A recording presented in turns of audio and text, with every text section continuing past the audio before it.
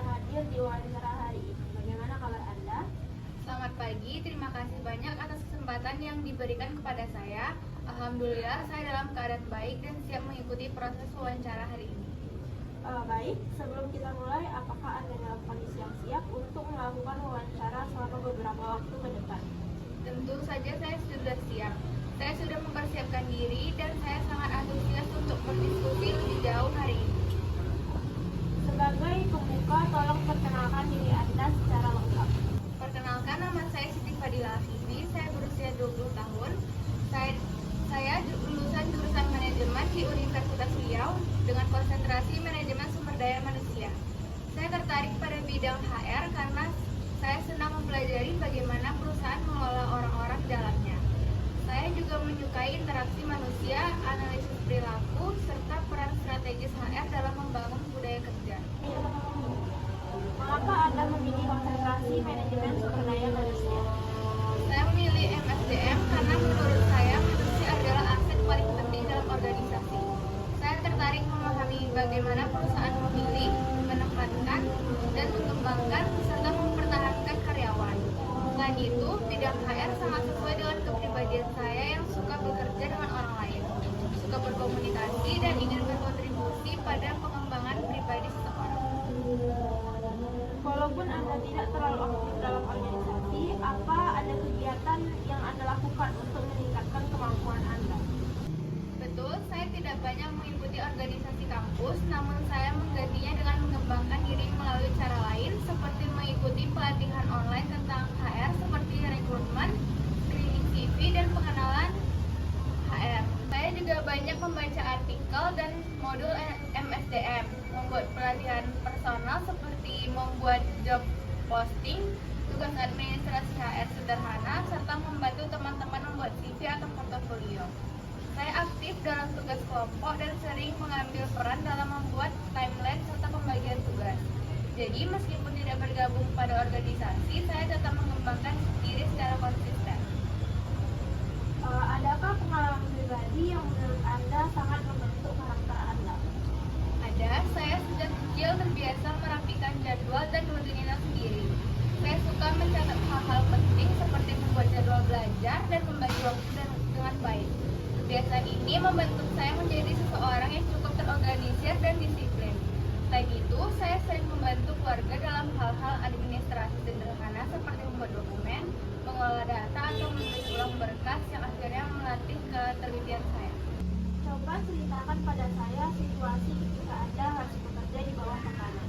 Salah satu situasi yang paling saya ingat adalah ketika deadline tugas presentasi kelompok tiba-tiba dimajukan oleh dosen. Awalnya jadwal kami masih lama, tetapi mendadak dipercepat. Saya mengambil inisiatif membuat ulang pembagian tugas dan timeline agar seluruh anggota kelompok bisa bergerak lebih cepat. Kami membagi tugas secara efektif dan saya memastikan setiap orang memahami bagian masing-masing. Dalam waktu yang cukup singkat, kami berhasil menyelesaikan seluruh materi presentasi dan hasilnya juga memuaskan. Bagaimana Anda menangani perbedaan karakter dalam kelompok kerja? Saya selalu mencoba memahami karakter, ritme kerja, dan cara berkomunikasi masing-masing orang. Ada yang cepat bergerak, ada yang butuh waktu memahami materi. Saya tidak memaksa mereka mengikuti cara saya, tetapi saya mencoba menyesuaikan penyampaian agar tetap harmonis. Jika ada perbedaan pendapat, saya akan menjelaskan pendapat saya dengan data atau alasan yang masuk akal. Bisakah Anda ceritakan situasi ketika Anda mengambil inisiatif? Dalam banyak tugas kelompok, saya sering mengambil peran menyusun struktur presentasi atau membuat rencana kerja. Biasanya, saya mulai dengan membuat outline dan timeline. Saya bukan ingin mendominasi dalam sebuah kelompok, namun lebih membantu kelompok agar memiliki arah yang jelas. Dengan begitu, pekerjaan bisa lebih efisien. Bagaimana kamu mengelola emosi ketika menghadapi situasi yang sulit? Saya biasanya mengambil jeda sebentar untuk menenangkan diri. Saya menarik napas dan mencoba memahami situasi secara objektif.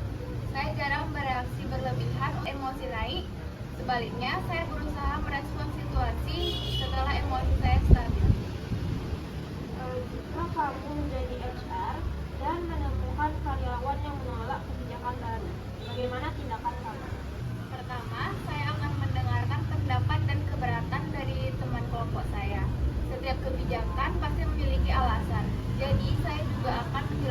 manfaat dari kebijakan tersebut. Jika keberatan karyawan cukup rasional, saya akan menyampaikan feedback itu ke atasan untuk bahan evaluasi. Coba dibayangkan jika ada dua karyawan berselisih dan mengganggu kerja tim, apa yang akan kamu lakukan? Saya akan melakukan mediasi kepada karyawan tersebut. Saya meminta masing-masing menjelaskan sudut pandangnya tanpa saling menyalahkan. Fokus saya adalah mencari solusi, bukan siapa yang benar atau salah. Tujuan utamanya adalah untuk menjaga hubungan kerja tetap profesional. Apa yang akan kamu lakukan jika harus menyelesaikan proses rekrutmen dalam waktu yang singkat? Saya akan memulai dari memahami kebutuhan posisi secara jelas, lalu saya akan memprioritaskan kualifikasi agar screening lebih cepat. Saya menggunakan platform rekrutmen yang menjangkau banyak pelamar. Saya juga akan melakukan wawancara singkat lewat telepon untuk menghemat waktu sebelum masuk ke tahap wawancara lanjutan. Bagaimana jika kamu mendapatkan banyak deadline dalam satu waktu? Saya akan berusaha membuat prioritas berdasarkan tingkat urgensi dan dampaknya. Saya membagi waktu, membuat checklist, dan menentukan batas waktu pengerjaan. Jika memang tidak memungkinkan, saya akan segera berkomunikasi dengan atasan untuk negosiasi ulang jadwal. Sebutkan indikator penting dalam menilai kandidat. Saya bisa melihat beberapa hal seperti kesesuaian kualifikasi, pengalaman yang relevan, soft skill, motivasi, kemampuan adaptasi, serta kecocokan budaya perusahaan. Seorang kandidat tidak hanya harus mampu bekerja, tapi juga bisa berkembang bersama perusahaan. Apa yang kamu pahami tentang training and development? Training itu berfokus pada peningkatan kemampuan teknis, sedangkan development lebih ke pengembangan jangka panjang seperti kepemimpinan atau komunikasi. Keduanya perlu dilakukan berdasarkan kebutuhan dan analisis masalah di perusahaan.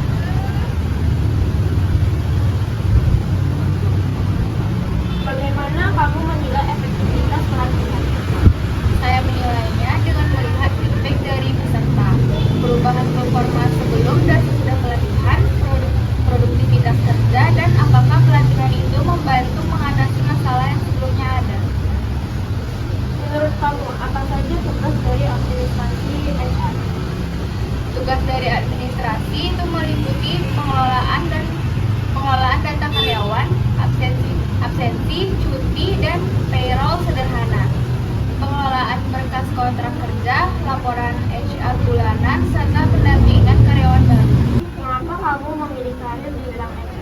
Karena saya ingin terlibat langsung dalam mengembangkan potensi manusia dan dalam organisasi. HR adalah bidang yang memadukan komunikasi, analisis, dan empati. Saya ingin menjadi bagian dari perusahaan yang membangun budaya kerja positif. Bagaimana kamu menjaga motivasi dalam pekerjaan yang monoton?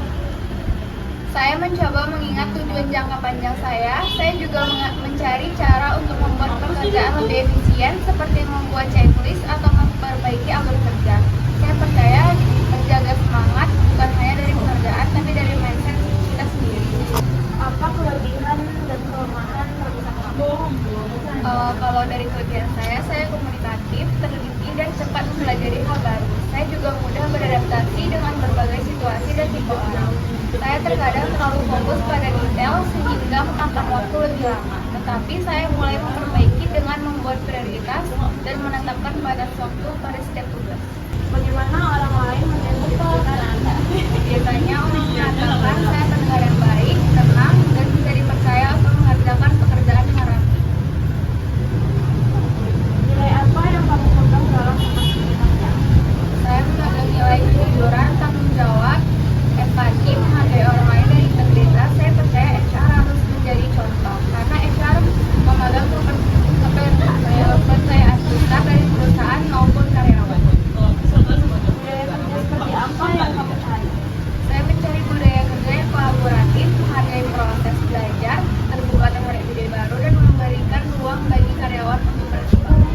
Terima kasih Cindy. Sebelum kita akhiri, apakah kamu memiliki pertanyaan? Jadi saya memiliki pertanyaan. Saya ingin menanyakan apakah perusahaan memiliki program pelatihan untuk karyawan baru dan bagaimana proses evaluasi kinerja dilakukan di sini.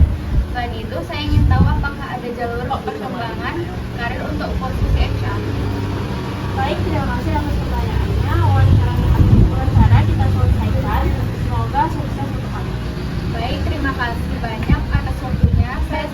dari kesempatan ini dan saya berharap bisa bergabung di perusahaan yang